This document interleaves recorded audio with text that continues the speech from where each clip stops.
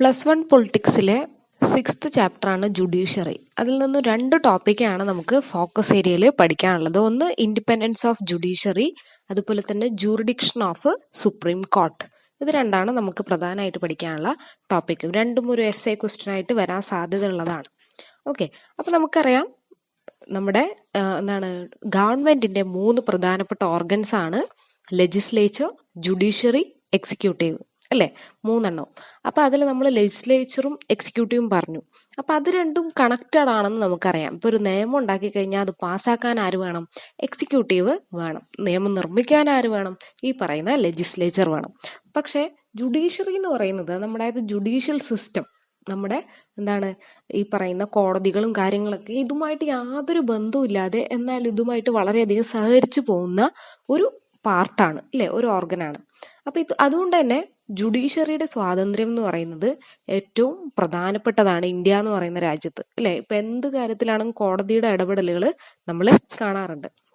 അപ്പൊ എങ്ങനെയാണ് നമ്മൾ ജുഡീഷ്യറിയെ ഇൻഡിപെൻഡന്റ് ആയിട്ട് നിർത്തുന്നത് എന്നുള്ളതാണ് ആദ്യത്തെ ചോദ്യം. ഓക്കെ, അപ്പോൾ നമുക്ക് 3 ഓർഗൻസിനെ കുറിച്ച് നന്നായിട്ട് അറിയാം. അപ്പൊ ഇൻട്രൊഡക്ഷനിൽ ഈ പറയുന്ന കാര്യം എഴുതുക. നമ്മുടെ പ്രധാനപ്പെട്ട 3 ഓർഗൻസ് ആണ് legislature, executive and judiciary. But judiciary have a special independence, അല്ലെ? മറ്റുള്ളതിനെ അപേക്ഷിച്ച് ഒരു സ്വാതന്ത്ര്യം അധികമായിട്ടുണ്ട്. It have its own freedom.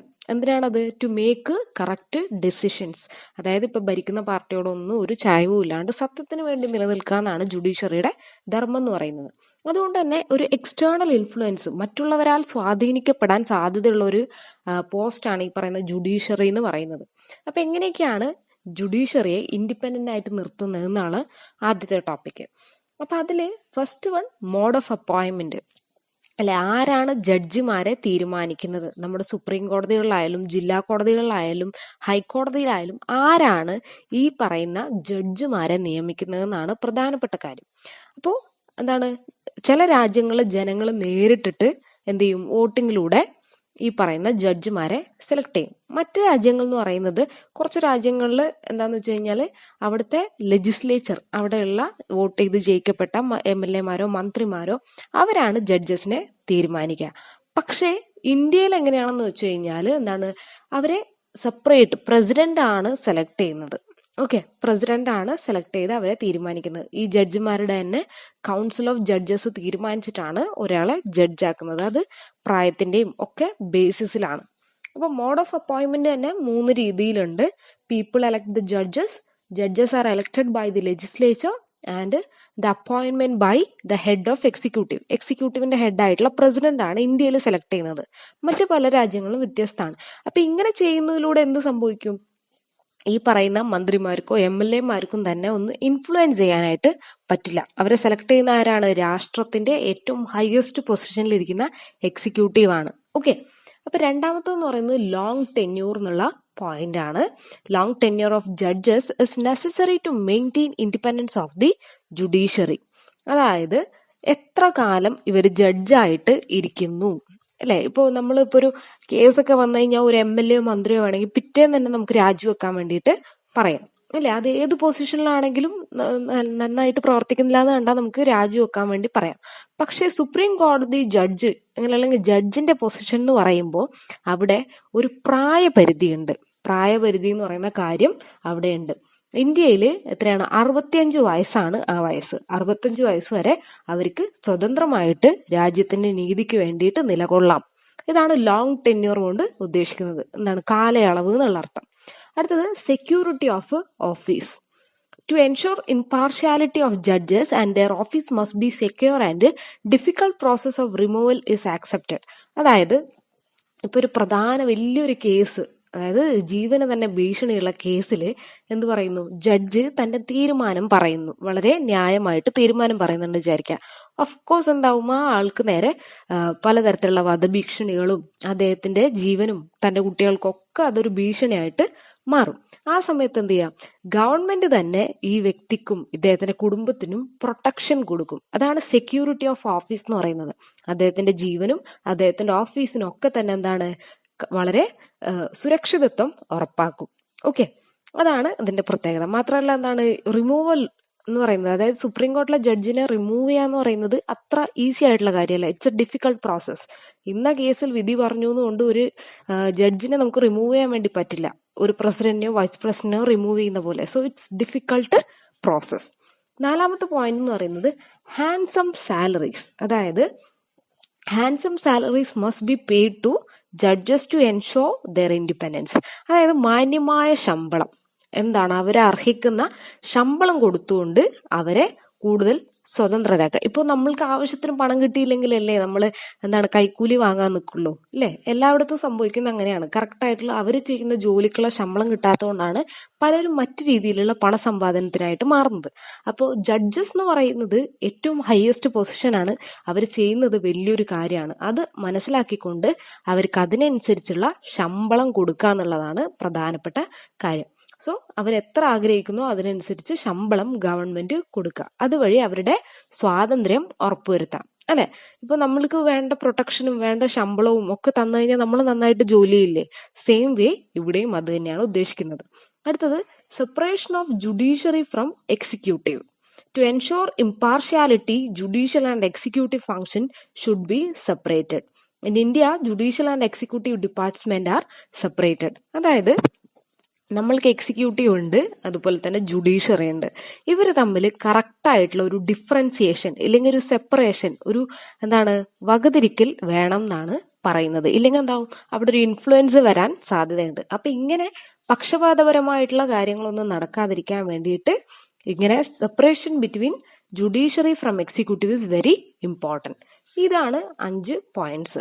ഇനി അടുത്തതെന്ന് പറയുന്നത് ആറാമത്തത് restriction of practice after retirement. അതായത് ഒരു ജഡ്ജ് തന്റെ 65 വയസ്സിൽ അദ്ദേഹം ആ സ്ഥാനത്തുനിന്ന് പോയി, എന്നിട്ടായിട്ട് അദ്ദേഹം എന്ത് ചെയ്യാൻ പാടില്ല, he should not practice any judgment. അല്ലെങ്കിൽ ആ ഒരു ജഡ്ജ് എന്നുള്ള രീതിയിൽ അദ്ദേഹം എന്ത് ചെയ്യാൻ പാടില്ല, വീണ്ടും വക്കീലായിട്ട് വാദിക്കാനോ ഒന്നും തന്നെ ചെയ്യാൻ പാടില്ല. 65 കഴിഞ്ഞാൽ റെസ്റ്റ് എടുത്തോളാം, അല്ലാണ്ട് വേറെ വീണ്ടും കോടതിയിൽ പോയിട്ട് എന്താണ് വാദിക്കാനോ വക്കീൽ പണിയെടുക്കാൻ വേണ്ടി പാടില്ല എന്നാണ് ഇതുകൊണ്ട് ഉദ്ദേശിക്കുന്നത്. അപ്പൊ എന്താണ്, ഇദ്ദേഹത്തിന് എല്ലാം അറിയാം. അപ്പൊ വീണ്ടും ആ കേസ് വേറൊരു കേസ് കുത്തിപ്പൊക്കുന്ന വഴി എന്താണ്, അവിടെ സ്വാതന്ത്ര്യവും മാത്രമല്ല പല കാര്യങ്ങളും എന്തായിട്ട് മാറും, കുഴപ്പത്തിലായിട്ട് മാറും. അപ്പൊ ഇതാണ് 6 പോയിന്റ് എന്ന് പറയുന്നത്. ആദ്യം മോഡ് ഓഫ് അപ്പോയിന്റ്മെന്റ്. ഒരു ജഡ്ജിനെ നിയമിക്കുന്നത് ആരാണ്? അവിടുത്തെ പ്രസിഡന്റ് ആണ്, എക്സിക്യൂട്ടീവ് ആണ്. പല രാജ്യങ്ങളിലും വ്യത്യസ്തങ്ങളായിട്ടുള്ള രീതിയാണ് ഉള്ളത്. അടുത്തെന്ന് പറയുന്നത് ലോങ് ടെന്യൂർ, എത്ര കാലത്തേക്കാണ് ഇവരെ എടുക്കുന്നത്. ഓക്കെ. മൂന്നാമത്തത് സെക്യൂരിറ്റി ഓഫ് ഓഫീസ്, അവരുടെ ജീവനും സ്വത്തിനുമുള്ള സംരക്ഷണം. അതുപോലെ തന്നെ ഹാൻസം സാലറീസ്, കൈ നിറയെ ശമ്പളം കൊടുക്കുക, അവർക്ക് എത്രയാണോ അവർ ചോദിക്കുന്നത് അതിനനുസരിച്ച് കൊടുക്കുക. അതുപോലെ തന്നെ separation of judiciary from executive. Last point the restriction of practices after retirement. റിട്ടയർമെന്റിന് ശേഷം ജോലി ചെയ്യുന്നത് കംപ്ലീറ്റ് ആയിട്ട് നിരോധിച്ചിരിക്കുന്നു. ആർക്ക്? ഈ പറയുന്ന സുപ്രീം കോടതി ജഡ്ജിമാർക്ക്. ഓക്കെ, ഇത്രയും പോയിന്റ് ആണ് ഫസ്റ്റ് ടോപ്പിക്കിൽ പറയാനുള്ളത്. രണ്ടാമത്തെ നമുക്ക് ഇതിൽ നിന്ന് വരുന്ന ടോപ്പിക് എന്ന് പറയുന്നത് jurisdiction of supreme court. Supreme കോടതിയുടെ എന്താണ് ജൂറിഡിക്ഷൻ ഏതൊക്കെ രീതിയിലുള്ളതാണെന്നാണ്. Jurisdiction means നിയമാധികാരം. എന്തൊക്കെ കാര്യത്തിൽ നിയമം കയ്യിലെടുക്കാൻ കോടതിക്ക് പറ്റും എന്നുള്ളതാണ്. 4 ടൈപ്പാണ് നമുക്ക് പഠിക്കാനുള്ളത്. Original jurisdiction, writ jurisdiction, appellate jurisdiction and advisory jurisdiction. Original jurisdiction, writ jurisdiction, appellate jurisdiction and advisory jurisdiction. ഇത് കണ്ടിന്യൂസ് പറയുന്നത് ഓർത്ത് വെക്കാൻ വേണ്ടിയിട്ടാണ്. അപ്പൊ സുപ്രീം കോർട്ട് എന്ന് പറയുന്നത് ഏറ്റവും പവറുള്ള ഒരു സ്ഥാപനമാണ്, ഇൻസ്റ്റിറ്റ്യൂഷനാണ്. എല്ലാ കോടതികളുടെ ഹെഡാണ്. നമുക്കറിയാം കോടതികൾ ഏതൊക്കെയുണ്ട്. അപ്പെക്സ് കോർട്ട് ഉണ്ട്, സിവിൽ കോർട്ട് ഉണ്ട്, ഡിസ്ട്രിക്ട് കോർട്ട് ഉണ്ട്, ഹൈക്കോർട്ട് ഉണ്ട്. ഹൈക്കോർട്ടിന്റെ ഒക്കെ മുകളിലാണ് സുപ്രീം കോർട്ട് എന്ന് പറയുന്നത്. സുപ്രീം കോർട്ട് എന്തൊക്കെ ചെയ്യാൻ പറ്റും എന്നാണ് ഇതിൽ പറയുന്നത്. അപ്പൊ ഒറിജിനൽ ജൂറിഡിക്ഷനിൽ വരുന്ന കാര്യങ്ങൾ എന്ന് പറയുന്നത് disputes between the government of India and 1 and more States. അതായത് ഇപ്പൊ ഇന്ത്യയുടെ ഗവൺമെന്റ് ഉണ്ട് അല്ലെ, കേന്ദ്ര ഭരണം ഇല്ലേ, കേന്ദ്രത്തിന്റെ ഭരണമുണ്ട്. അപ്പോ അവരും പല സ്റ്റേറ്റുകളും തമ്മിൽ തർക്കങ്ങൾ ഉണ്ടാവും അല്ലെ. ആ തർക്കങ്ങളെ ഒഴിവാക്കുക, ഈ തർക്കങ്ങൾ പരിഹരിക്കുന്നത് എവിടെയാണ്? സുപ്രീം കോർട്ടിലാണ്. ഇപ്പോ കേരളത്തിനും കേന്ദ്ര ഗവൺമെന്റ് ഇടയിൽ പ്രശ്നമുണ്ടെന്ന് വിചാരിക്കുക. അപ്പൊ അതാരാ സോൾവ് ചെയ്യുന്നത്? സുപ്രീം കോർട്ടാണ്. അടുത്തെന്ന് പറയുന്നത് the government of India and any state or States 1 side and more states on the other. കേന്ദ്രവും കേന്ദ്രത്തോടൊപ്പം നിൽക്കുന്ന കുറച്ച് സ്റ്റേറ്റുകൾ, സംസ്ഥാനങ്ങളും ഇപ്പുറത്ത് കുറച്ച് സംസ്ഥാനങ്ങളും തമ്മിൽ തർക്കം നടക്കുകയാണ്. അപ്പോഴാരാ ഇതിൽ ഇടപെടുക? സുപ്രീം കോർട്ടാണ് ഇടപെടുക. മൂന്നാമത്തെന്ന് പറയുന്നത് ഡിസ്പ്യൂട്ട്സ് ബിറ്റ്വീൻ സ്റ്റേറ്റ്. രണ്ട് സ്റ്റേറ്റുകളുടെ ഇടയിൽ തമ്മിൽ തർക്കം നടക്കും. ഫോർ എക്സാമ്പിൾ ഇപ്പോൾ തമിഴ്നാടും കേരളവും തമ്മിൽ മുല്ലപ്പെരിയാറിന്റെ ഇഷ്യൂസിൽ തർക്കമുണ്ട്. അതുപോലെ കർണാടകയും തമിഴ്നാടും തമ്മിൽ തർക്കമുണ്ട്, പലതരത്തിലുള്ള ഇഷ്യൂസ്. അപ്പൊ ഇതൊക്കെ സോൾവ് ചെയ്യുന്നത് സുപ്രീം കോർട്ടാണ്.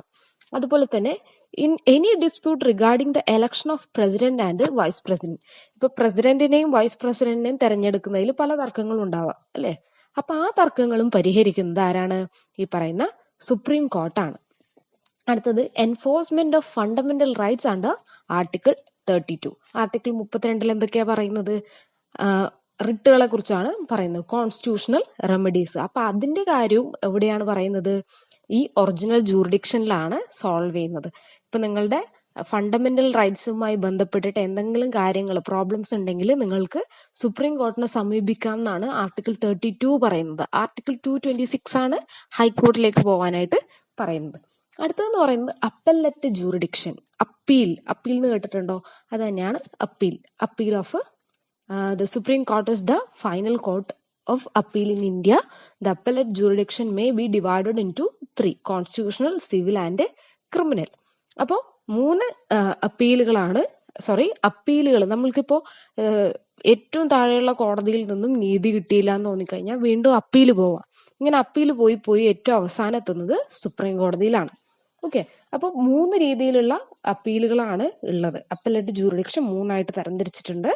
കോൺസ്റ്റിറ്റ്യൂഷണൽ കേസസ്, അതായത് കോൺസ്റ്റിറ്റ്യൂഷനായിട്ട് റിലേറ്റ് ചെയ്തിട്ടുള്ള കാര്യങ്ങൾ. അതുപോലെ തന്നെ സിവിൽ കേസസ്, സിവിൽ റിലേറ്റഡ് ആയിട്ടുള്ള കേസ് പ്രൊസീഡിങ്സ് നടക്കുന്നത് ഈ അപ്പല്ലറ്റ് ജൂറിഡിക്ഷനിലാണ്. അതുപോലെ തന്നെ ക്രിമിനൽ കേസസ്, ഇത് 3ഉം ഇതിന്റെ ഭാഗമാണ്. ഓക്കെ, അടുത്തതെന്ന് പറയുന്നത് അഡ്വൈസറി ജൂറിഡിക്ഷൻ ആണ്. Advisory jurisdiction means the Supreme Court of India has advisory jurisdiction if the President of India desires to obtain the opinion of Supreme Court on a question of law or fact which is of public importance. He can refer such matter to Supreme Court for its opinion. അതായത് executive എന്ന് പറഞ്ഞാൽ ഇപ്പൊ നമ്മുടെ president ഇന്ത്യയുടെ പ്രസിഡന്റിന് ഏതെങ്കിലും ഒരു വിഷയത്തിൽ അഭിപ്രായം വേണമെന്ന് തോന്നിക്കഴിഞ്ഞാൽ, നമ്മൾ ഡിസ്ക്രിഷണറി പവേഴ്സ് പറഞ്ഞിരുന്നു, എന്തെങ്കിലും സംശയം ഉണ്ടെങ്കിൽ തിരിച്ചയക്കാം. ചിലപ്പോൾ ഈ സംശയം സോൾവ് ചെയ്യാനായിട്ട് കൊടുക്കുന്നത് ജുഡീഷ്യറിയിലേക്കായിരിക്കാം. അപ്പോൾ സുപ്രീം കോർട്ടിന്റെ സഹായം ചോദിക്കുകയാണ്, അഡ്വൈസ് ചോദിക്കുകയാണ് പ്രസിഡന്റ് ചെയ്യുന്നത്. പ്രസിഡന്റിന് അഡ്വൈസ് കൊടുക്കുന്നത് ജുഡീഷ്യറിയാണ്, സുപ്രീം കോർട്ടാണ്. അപ്പൊ ഇതാണ് അഡ്വൈസറി ജൂറിഡിക്ഷൻ കൊണ്ട് ഉദ്ദേശിക്കുന്നത്. ഓക്കെ, മനസ്സിലായല്ലോ? പ്രസിഡന്റ് ആരോട് അഡ്വൈസ് ചോദിക്കുന്നു? ജുഡീഷ്യറിയോട് അഡ്വൈസ് ചോദിക്കുന്നു. അപ്പൊ അതിനുള്ള ഉത്തരം കൊടുക്കുന്നുണ്ടെങ്കിൽ അതിനാണ് അഡ്വൈസറി ജൂറിഡിക്ഷൻ എന്ന് പറയുന്നത്. ഓക്കെ, ഇതാണ് ഇതിന്റെ പ്രത്യേകത. ഇതിൽ തന്നെയാണ് ജുഡീഷ്യൽ ആക്ടിവിസവും വരുന്നത്. ഓക്കെ, പിന്നെ റിട്ട് ജൂറിഡിക്ഷൻ നിങ്ങൾക്ക് ഓൾറെഡി അറിയാം, നമ്മളിത് പഠിച്ചതാണ്. എന്താണ് റിട്ട്? ആർട്ടിക്കിൾ 32 പ്രകാരം എത്ര റിട്ടുകളുണ്ട്? നമുക്ക് 5 റിട്ടുകളുണ്ട് അല്ലെ. ഹേബിയസ് കോർപ്പസ്, മാൻഡമസ്, അതുപോലെ തന്നെ കോ വാറണ്ടോ, റിട്ട് ഓഫ് പ്രൊഹിബിഷൻ തുടങ്ങിയ കാര്യങ്ങൾ, റിട്ട് ഓഫ് സെർഷ്യോഷറി തുടങ്ങിയ കാര്യങ്ങൾ. അപ്പോൾ നിങ്ങൾക്ക് ഒന്നും എഴുതാൻ കിട്ടുന്നില്ലെങ്കിൽ ഈ 5 റിട്ടുകളെങ്കിലും റിട്ട് ജൂറിഡിക്ഷൻ എന്നുള്ള പേരിൽ എഴുതി വെക്കാം. അതിപ്പോ നിങ്ങൾ ഫണ്ടമെന്റൽ റൈറ്റ്സ് പഠിക്കുമ്പോഴും അത് ഇമ്പോർട്ടന്റ് ആണ്, ഇവിടെയും അത് ഇമ്പോർട്ടന്റ് ആയിട്ട് വരും. ഓക്കെ, ഇതാണ് ജൂറിഡിക്ഷൻ ഓഫ് സുപ്രീം കോർട്ട്. ഇതിൽ 4 പോയിന്റ് ആണ് പ്രധാനമായിട്ട്: original jurisdiction, writ jurisdiction, appellate jurisdiction, advisory jurisdiction. Original jurisdiction എന്ന് കേൾക്കുമ്പോൾ തന്നെ ആലോചിക്കുക, കേന്ദ്രവും മറ്റ് സ്റ്റേറ്റുകളും തമ്മിലുള്ള പ്രശ്നങ്ങളൊക്കെ വരുന്നെങ്കിൽ അത് പരിഹരിക്കുന്നത് സുപ്രീം കോർട്ടാണ്. അതുപോലെ തന്നെ അപ്പല്ലറ്റ് ജൂറിഡിക്ഷൻ എന്ന് പറയുമ്പോൾ അപ്പീലുകൾ, ഏതൊക്കെ ടൈപ്പ് അപ്പീലാണ് ഉള്ളത്? സിവിൽ കേസസിലുണ്ട്, ക്രിമിനൽ കേസസിലുണ്ട്, കോൺസ്റ്റിറ്റ്യൂഷണൽ കേസസ് ഉണ്ട്. ഇത്രയും കാര്യങ്ങൾ പോകുന്നത് അപ്പല്ലറ്റ് ജൂറിഡിക്ഷന്റെ ഭാഗമായിട്ടാണ്. അടുത്തത് അഡ്വൈസറി ജൂറിഡിക്ഷൻ, അഡ്വൈസ് കൊടുക്കുക, ഉപദേശം, പ്രസിഡന്റിന് ഉപദേശം കൊടുക്കാനായിട്ടുള്ളത്. ലാസ്റ്റ് വൺ ഏതാണ്? Writ jurisdiction. റിട്ടുകൾ ഏതൊക്കെയാണെന്ന് നിങ്ങൾക്ക് അറിയാം. ചിലപ്പോൾ ഇതിൽ നിന്ന് വരാൻ സാധ്യതയുള്ള ഒരു ക്വസ്റ്റ്യൻ ആണ് ജുഡീഷ്യൽ ആക്ടിവിസം. ജുഡീഷ്യൽ ആക്ടിവിസം എന്ന് പറഞ്ഞാൽ കോടതിയുടെ ഇടപെടൽ എന്നുള്ള അർത്ഥമാണ്. അതായത് active judiciary that takes a public causes.